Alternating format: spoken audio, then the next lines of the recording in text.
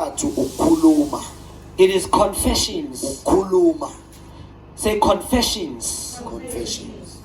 The third one is confession. That is Romans chapter 10, starting from verse 9.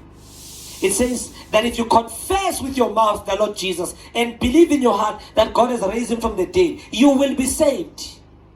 You have to confess. You have to say it. You have to say it. Say that you must say. You cannot be saved even if you can believe. If you don't confess, you are not going to be saved.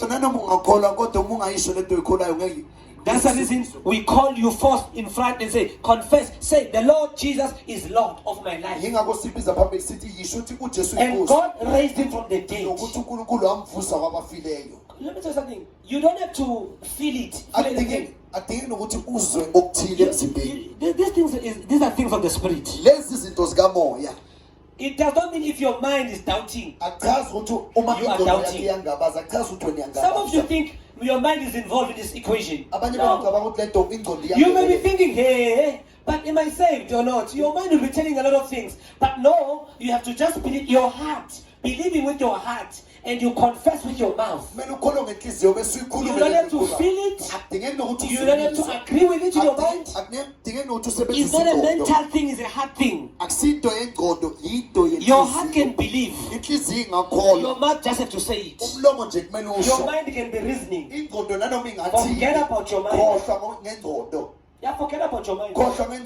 If you have to involve your mind in your salvation, you have a problem. Because your mind will be thinking a lot of things. Like you're now in church, your mind is in your house. You are oh, confess. With your mouth, confession is made. That's why the Bible says that renew your mind. Because your mind is not involved in this equation. Salvation, you have to, in your heart, you can accept it. Okay, can I ask a question? How many say everyone here can believe?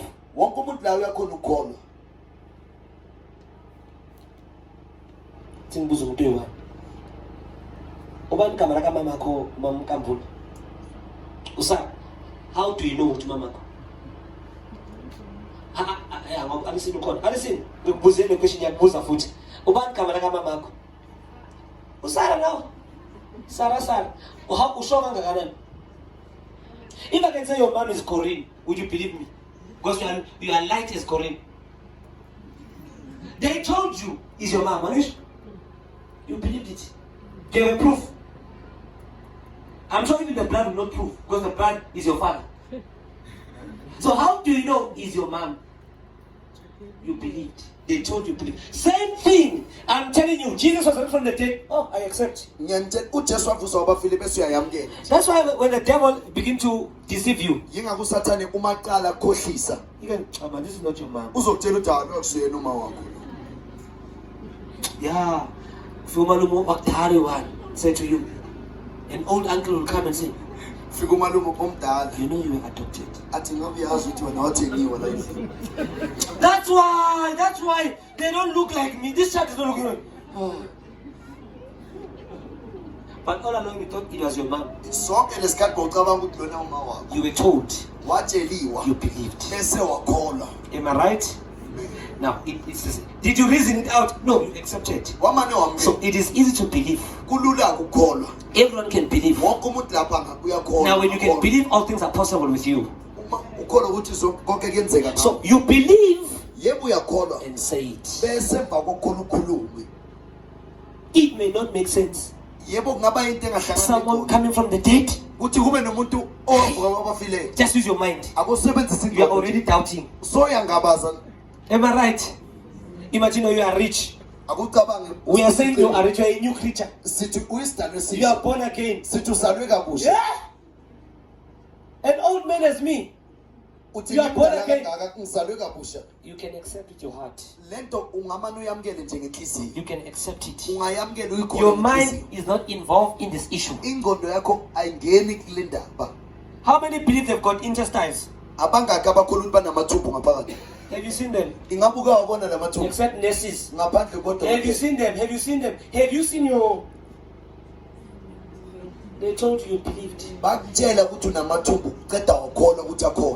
Did you ever think about Anjan?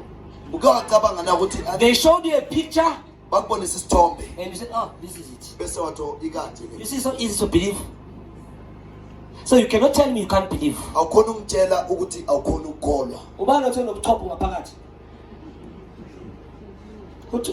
They told you, right?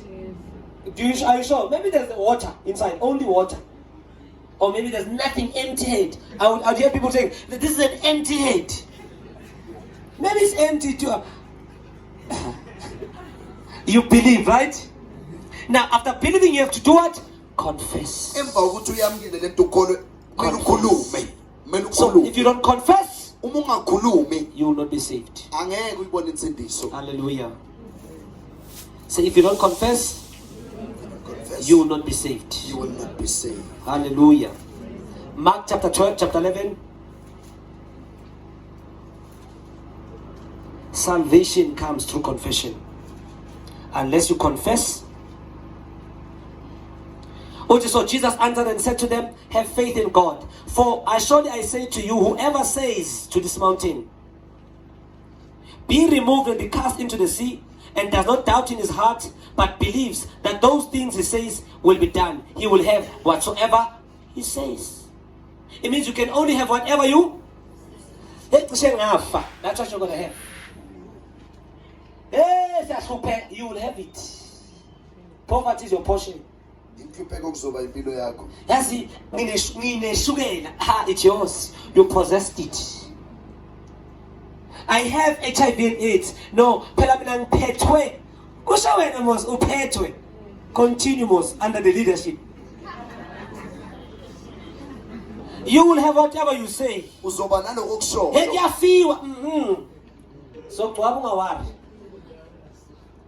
you will have whatever you say. I'm a fool. You are a fool. I'm carnal. You are carnal. You are what you say. You are gonna have not what you think, not what is in your heart. You will have whatsoever you say. Question: what you have now, it was what you were saying.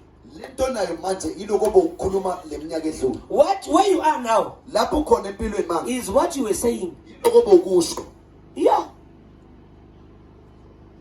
Let me repeat. What you have is what you believed and said. Where you are going to go in life, it is required that you have to say something. You will have whatsoever you say. That's how it is.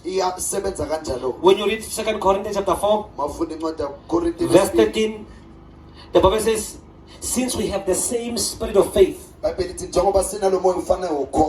believe, therefore we spoke. We believe. After believing, we have to say it. I can't do without you. You are telling your boyfriend. Then it becomes so. Kill yourself because of your confession. Without you, I'm nothing. He has left you. You have become nothing. It will be according to your word. Glory, hallelujah. You cannot live a successful life. You are always talking failure. You cannot live a holy life while you are always talking unrighteousness. You will have what you say. That's what that's how we work out our salvation. There are 7 points. We are on the third one.